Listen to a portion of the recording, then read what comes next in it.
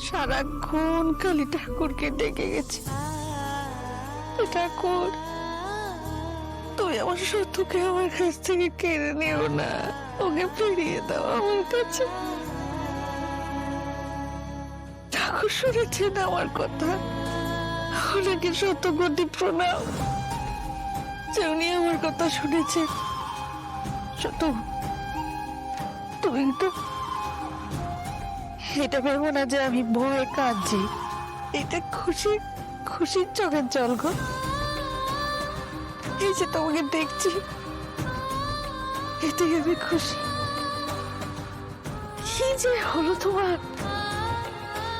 আমি বুঝতে পারলাম না সত্যি, হঠাৎ কি হলো?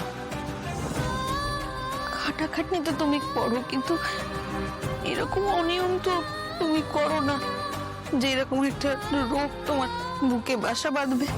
নাকি কষ্ট হতো আগে থেকে আমাকে বলোনি, চেপে গেছো? হ্যাঁ কি গো বলো না। আপনার মেয়েকে তো একদম ঠিকঠাক জায়গায় নামিয়েছেন, তারপরেও যদি আপনাকে এত কষ্ট করে খাটাখাটনি করে ঘামতে ঘামতে কাজে ঢুকতে হয় তাহলে আর কি বলবো। আর আপনার মেয়ে খুব ভালো মতন জানে কোথায় জালটা ফেললে কিরকম মাছ উঠবে। কি গো ম্যাডাম, ওনার স্ট্রেস হয় এমন কিছু বলবেন না। না না, এখন তো অনেক মেপে ঝুপে কথা বলতে হবে তাই না? আমি বুঝতে পারিনি সত্য। কি গো একটু কথা বলবে না? কথা বলতে ইচ্ছে করছে না না? অপু বললো ওর সাথেও তুমি কথা বলোনি। তোমার মেয়ে কত ছোটাছুটি করেছে জানো এই অপারেশনের টাকা জোগাড় করার জন্য। ওইটুকু মেয়ে এই রাতের মধ্যে টাকার ব্যবস্থা করে অপারেশন করালো বাপে না? ক্ষমতা আছে মেয়ের।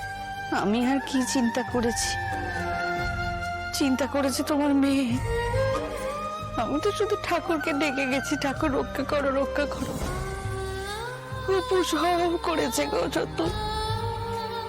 ও তোমার বড় ভরসা, তুমি বলো না? তোমার মেয়ে তোমার ভরসা। অনেক বড় ভাড়া গেল, কিন্তু এবার থেকে একটু আমাদের কথা শুনে চলবে শুধু, বুঝতে পেরেছো? যাক তবে মুখ থেকে একটু শব্দ বেরিয়েছে।